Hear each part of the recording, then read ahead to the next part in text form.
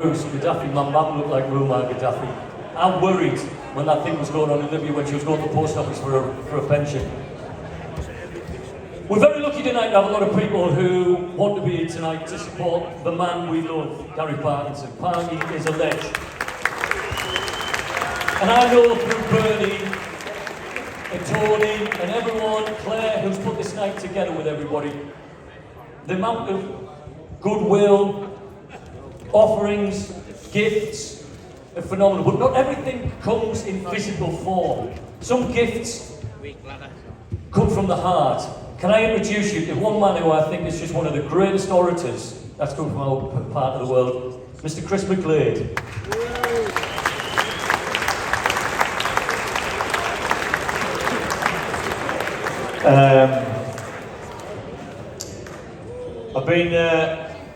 I've been kindly asked to read a poem I wrote a couple of years ago, but I've got to say, I'll be honest with you, before I do the poem, I just feel duty bound to have a bit of a crack. It's nice to see that Colin Cooper's come out of the closet with his gay pride socks on.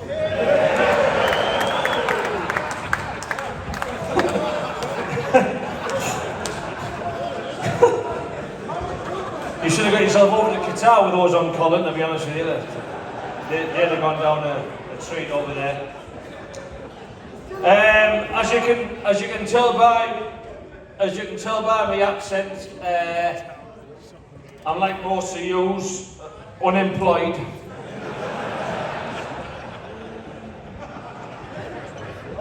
Gary's laughing. That's good. We're all laughing.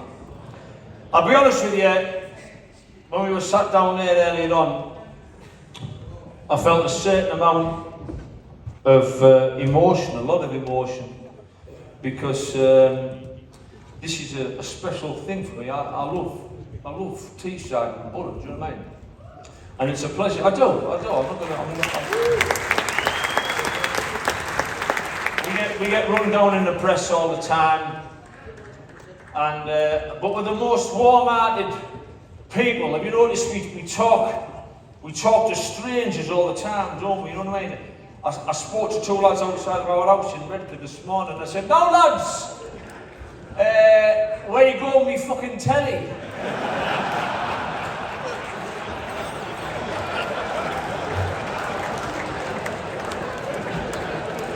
But I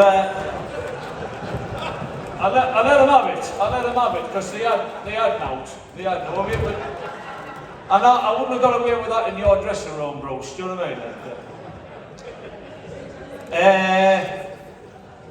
4:15 the other morning, I heard somebody moving around down the stairs. I went down the stairs and there's this gadgie silhouetted against the window. So I said, "What are you doing?" He said, "I'm sorry, Chris, I'm on the bones of my ass. I'm looking for money and jewellery." I said, "Well, put the lights on, we'll both fucking look." You know what I mean?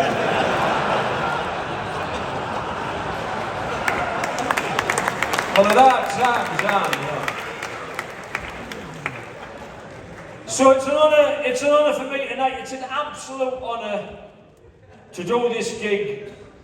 Bernie asked me to do it, but he didn't have to ask me because I would have done it anyway for Gary, you know, and that's fantastic. It's an honour for me personally to do this gig in front of millionaire chairman Steve Gibson's daughter. I'll tell you now, Flower, your dad's come a long way since he was dealing smack in fucking Grove Hill. You know?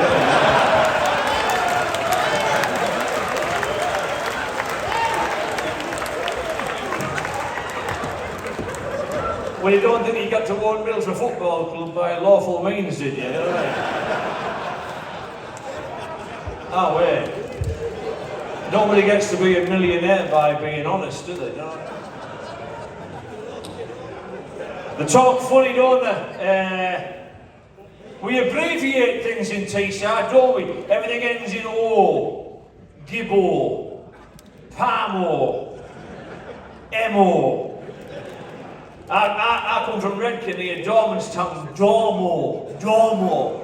Sounds like a medical condition, doesn't it? Like club foot. You know what I mean? He comes from Dormo, the poor bastard, has he got that? Right. We talk funny on Teesside. It's called Chavish. Have you heard him? Have you seen him? Baseball cap on the back there. Oh, you fucking look like you like that one, you like that, yeah. Oh, fucking smacking you like you fucking hell like that one, you like that, yeah. From a distance, it sounds like whale song, doesn't it?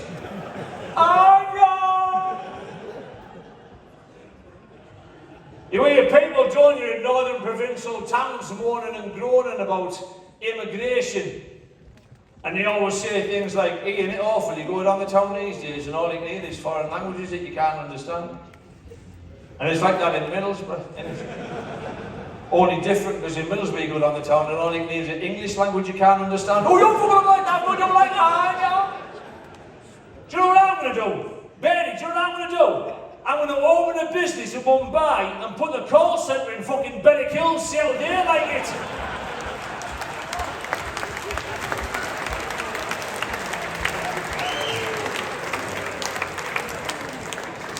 I'm finding customer services. Oh, you fucking don't do that, don't do like that, yeah. Fucking hard, yeah. Fucking smacking you like that, yeah. Fucking big dog bastard, yeah.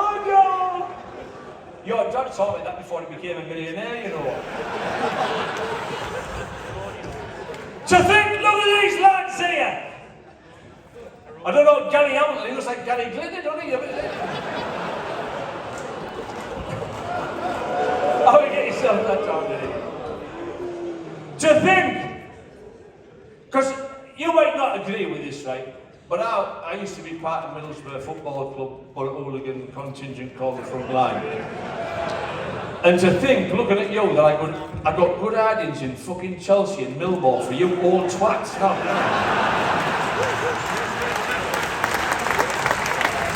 To think I went to Stamford Bridge and had the Chelsea headhunters tapping on the tube window with a Stanley knife just for you fuckers, you know what I'm saying?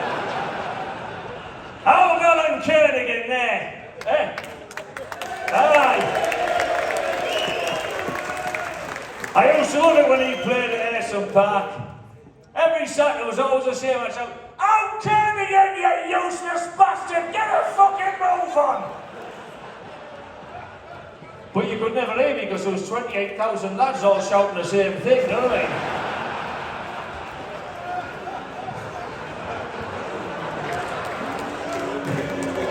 So it's great to say to your face, "Get a move on, you lazy twat!"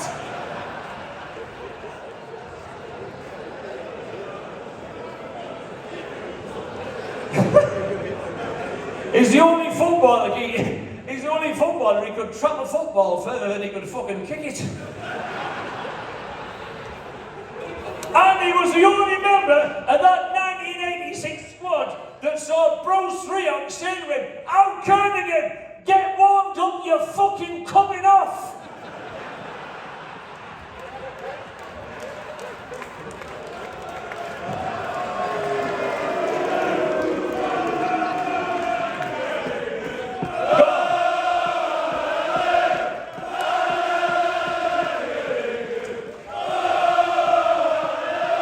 Tony Mowbray. If ever there was a man who lived football, breathed football, ate football, slept football, it's that man there. He caught his wife being unfaithful with his best mate, and you know what his first reaction was? Man on! Man on!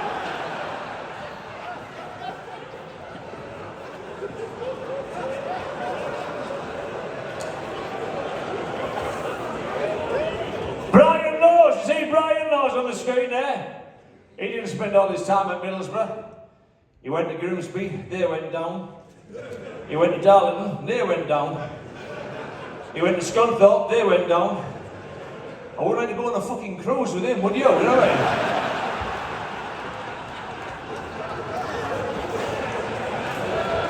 mean? And this man here, you didn't know, he did suffer with premature ejaculation. He could never keep a clean sheet. And last but not least, see, I it's very difficult, right? It's very difficult when you get somebody who's your icon, your absolute hero on a football pitch, and then they become your friend. And you see Bernie now, like I know he's finishing his football, but I mean he's become an ambassador for Middlesbrough Football Club, you know. He has. He goes around there. He goes around all the schools, the colleges, the care homes. You got to be careful, because how Jimmy Savile is started, you know.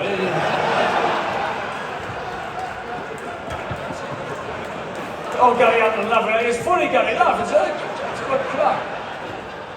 And when you scored that goal at Goodison Park to put us 1-1 against those fucking Scouse bastards, it was brilliant, wasn't it?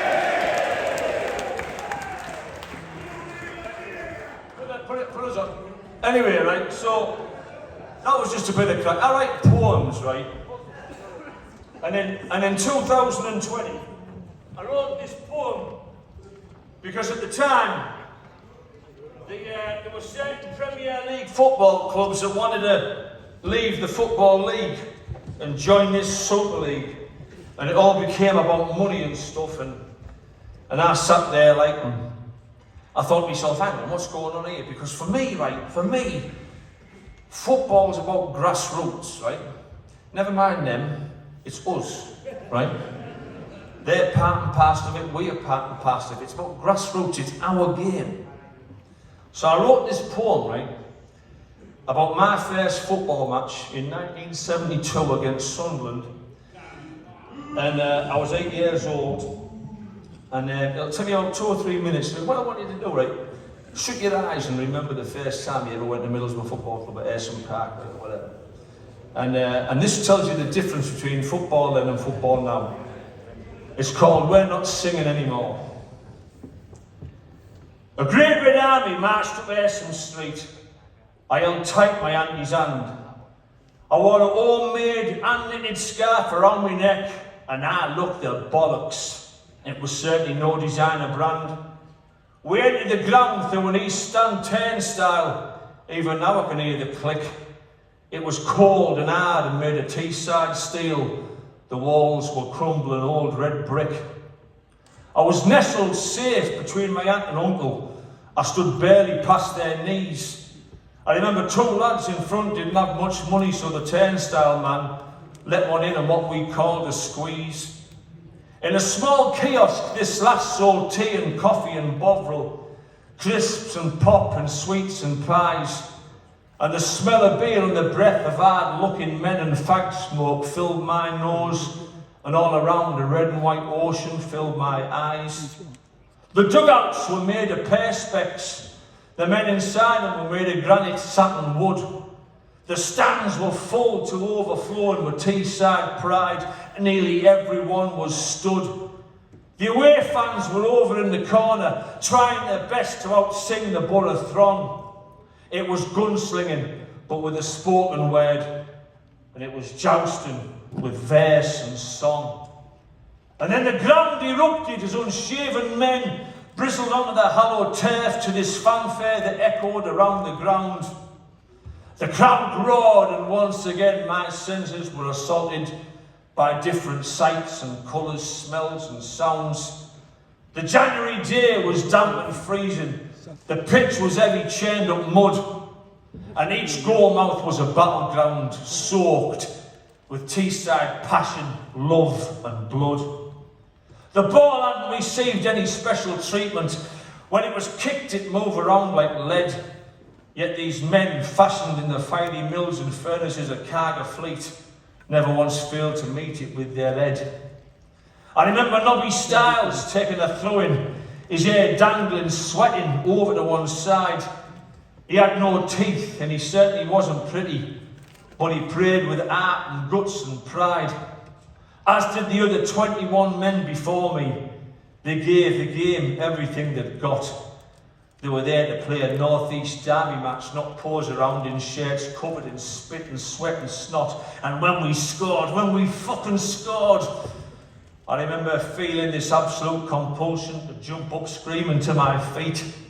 My Auntie Claire and Uncle Ken both kissing me as they leapt up to leave their seat. It was like being plugged into the mains to feel this energy, and everyone had lost control. People hugged strangers in the row behind because Butter had scored a goal. I'll never, ever, ever forget that feeling, ever, because that moment belonged to us, and the club was truly ours. Our tribal instincts to defend our ground had been exacted by 11 warriors dressed in red, and had stopped us being overcome by these foreign powers. That day we beat Sunderland, the Mackhams, the enemy, our rivals up the northeast coast, and as we left it felt like a religious experience to me, in the name of the Ace of Angels, Father, Son and Holy Ghost. For we were Middlesbrough Football Club. We were its life force and its grassroots. Never mind the chairman, executives and faceless men in shirts and ties, they couldn't lace our fucking boots. Because without us, the club's days were numbered. Without us, there'd be no club at all. Because it was the focal point for the love that we all had for this area, and that made this child of 8 feel nearly 10 feet tall. And that was football way back when. It was a bubbling crucible of local heart and passion, when it was a flagship for the area in which we lived and died. It certainly wasn't like it is today, a prancing catwalk or boutique or fucking Paris house of fashion. It was a working class sport that was cherished. It was a vent for local crack and feeling. It wasn't used by those with political agendas like shaming everyone into kneeling. The game was played with dignity. It had a working class finesse. And money didn't control things as it does today, because there were no agents, stock markets or billionaires to impress. Managers were given more than 4 games to prove themselves. There were no embarrassing amateur dramatics or blatant cheating. Players played for a club their whole career, unlike now, where loyalty to a club is driven by greed and is all too quick and fleeting. There were characters who stood out and graced each team. On the sidelines, they watched the game, they didn't play on mobile phones. Individuals stood up and said what they truly felt. They weren't silent virtue signalling fucking drones. Wouldn't you love to see a Brian Clough today? A Bill Shankly or a Georgie Best? Wouldn't you love to see working class poetry being written with Gaz's feet again as he wore 3 lions on his chest? Wouldn't you love to see our national side play for naught? Wouldn't you love to see agents get the boot? Wouldn't you love to see overseas owners with no heart and soul for our game kicked out and us do without all their loot? I would love to see these things take place. What I wouldn't give to feel that feeling when our beautiful game was nowhere near as comfortable, but when it was so much more appealing. When the most a player did with his hair was rub it with his hand. When his boots were black, not day-glow pink. Every time I see these actors rolling on the floor, I roll my eyes skywards, and it makes me start to think back to that day in January when I was nearly 8 years old, sitting in the East Stand upper with my aunt and uncle in the cold, when the FA Cup still meant something, when our top flight clubs never wanted to leave, and when the players played for love and pride and passion, and they, like us, all wore our hearts and souls upon our sleeves.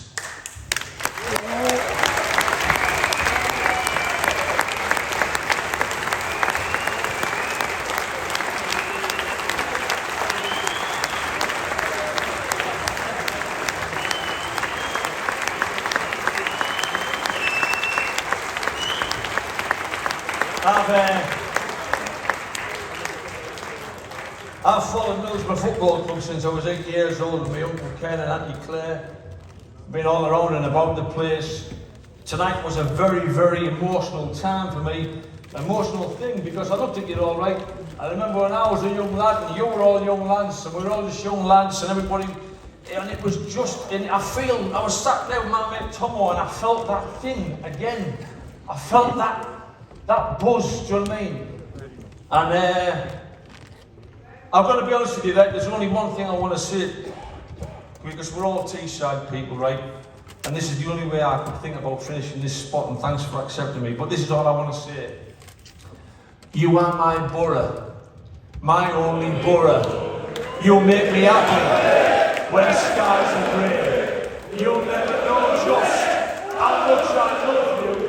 Don't ever take my borough away. Good night, God bless. Thank you very much. Cheers.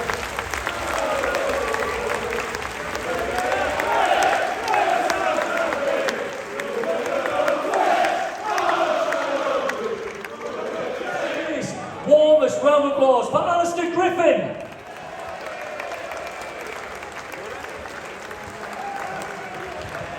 Hello, good evening.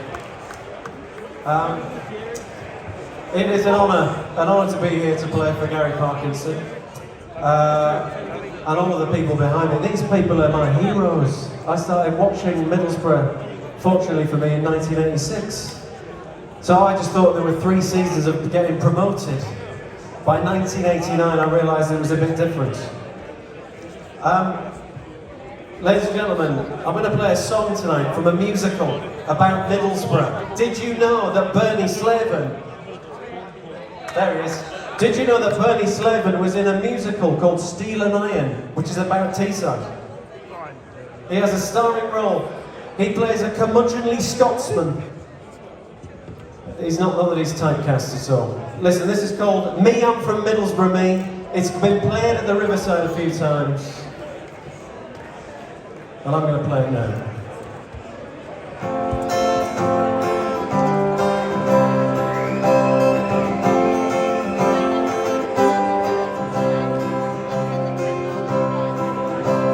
Me, I'm from Middlesbrough, Me. We'll build you a bridge and the smoke comes for free. Where fried chicken and cheese is a delicacy. Me, I'm from Middlesbrough, Me. You arrive into Middlesbrough station. Some say that it's not the greatest location, but if you want iron and steel, well, we've got all you need. Me, I'm from Middlesbrough, Me. We're the place that the world loves to slate. A small town in Europe, but I say we're great. But they took all our steel and they left us the waste. Me, I'm from Middlesbrough, Me. In this town, well, you're born to believe. Your blood's red and white and you worship St. Steve. Your kids might have rickets, but they've got season tickets. Me, I'm from Middlesbrough, Me.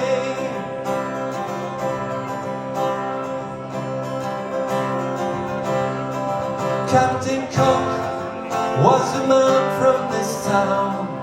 He discovered half the world before a spear took him down. As he lay in the gutter, he'd shout up the borough. Said, me, I'm from Middlesbrough, Me. He said, me, I'm from Middlesbrough, Me. Oh, me, I'm from Middlesbrough, Me. Up the borough!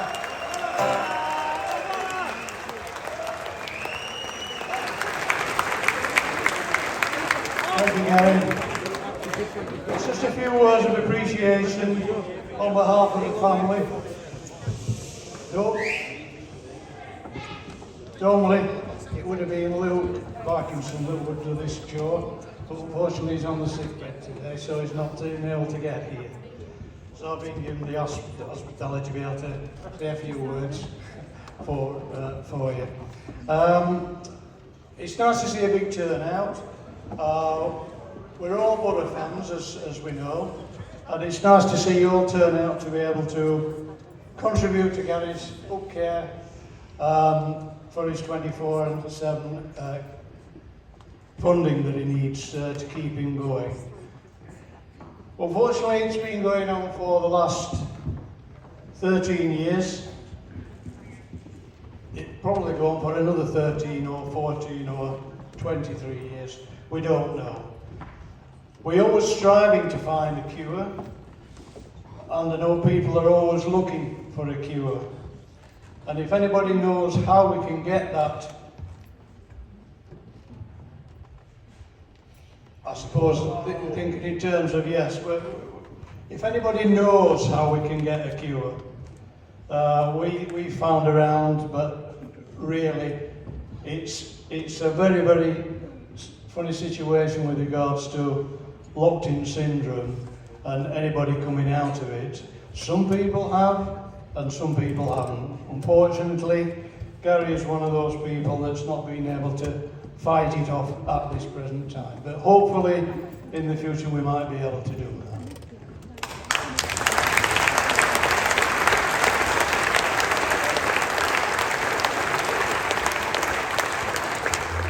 Well, first of all, thank Bernie.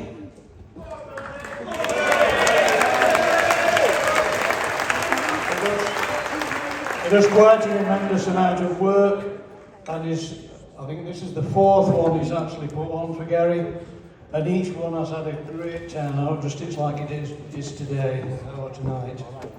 And I want to thank all the players that's always contributed to the efforts of putting something like this on. They come from far and wide, you've all been told where they've come from, and they don't seem to bother about how far the distance is. They'll go to the ends of the earth to be able to follow one of their own like the Gary.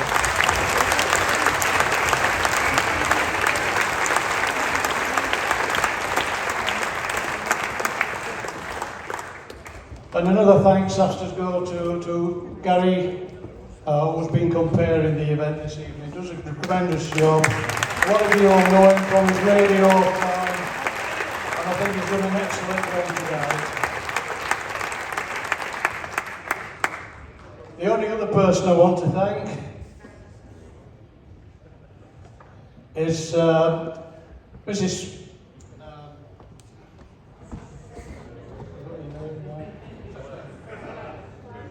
Claire. You used to know her. Yeah. Couldn't remember your name, Claire. I'm sorry about that. Would you like to come up here?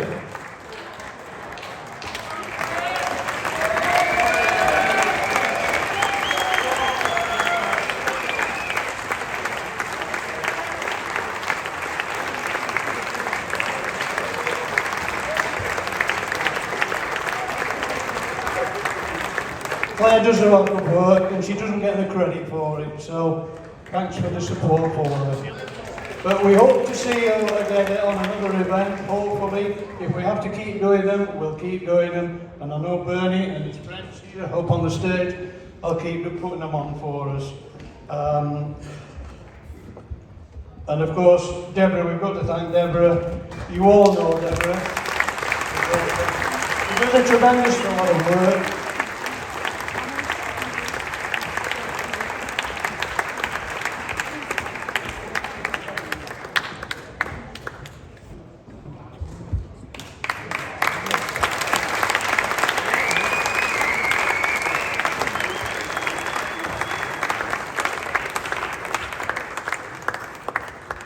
In this day and age, we all know that it's hard to get carers. I'm sure people that's in any disability and they're depending on carers, Deborah's no exception. She's been let down again tonight. She didn't get a carer to be able to, when she gets back home, to see Gary, his normal service, so she's going to have to do that herself when she gets back home. But that's the normal thing that happens. You've got them, and then you haven't got them. Unfortunately, Deborah carries on all the time. It's tremendous. Thank you very much for your attendance, and I wish you all a safe journey home.